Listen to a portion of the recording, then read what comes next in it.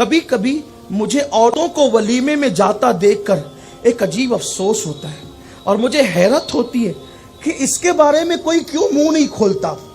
گلا پھاڑ پھاڑ کے تو سب کہتے ہیں عورتوں کا مزار پہ جانا حرام ہے، لیکن کبھی کسی نے یہ بھی کہا کہ ولیمے میں بھی جانا حرام ہے؟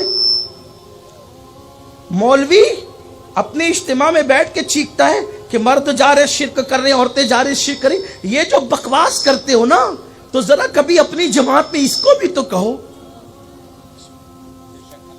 مزار پہ جانا کیوں حرام ہوا؟ آبرو کے تحفظ کے لیے نا۔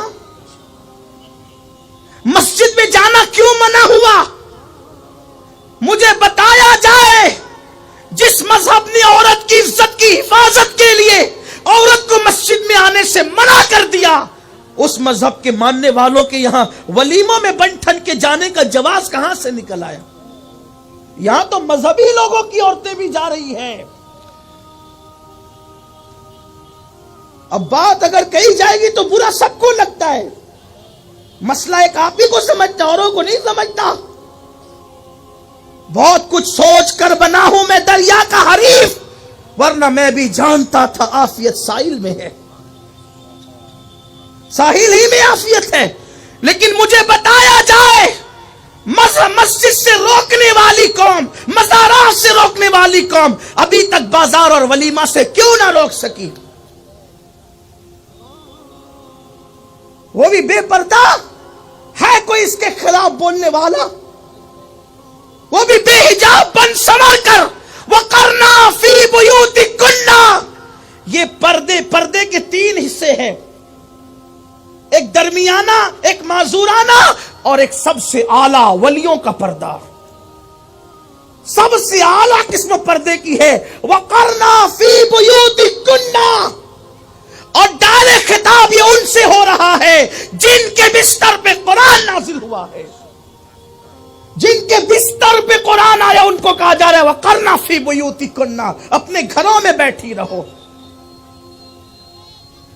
مجھے شاید کوئی میری معلومات میں اضافہ کرے اس معاملے میں کہ رسول اللہ کے دور میں کوئی ولیمہ ہوا اور اس میں خواتین کی شرکت ہوئی ہو، کوئی ذرا اس میری معلومات میں اضافہ کر دے۔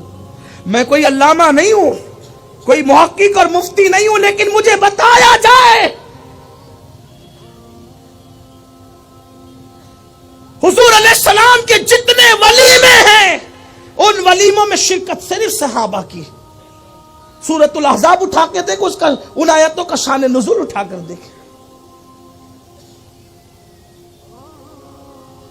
اور پھر چلیے اگر با پردہ جاتی تو کوئی گنجائش کی صورت تھی، لیکن بے نقاب بے حجاب بن سنور کر دن بھر بنتی ہے اور پھر جاتی ہے۔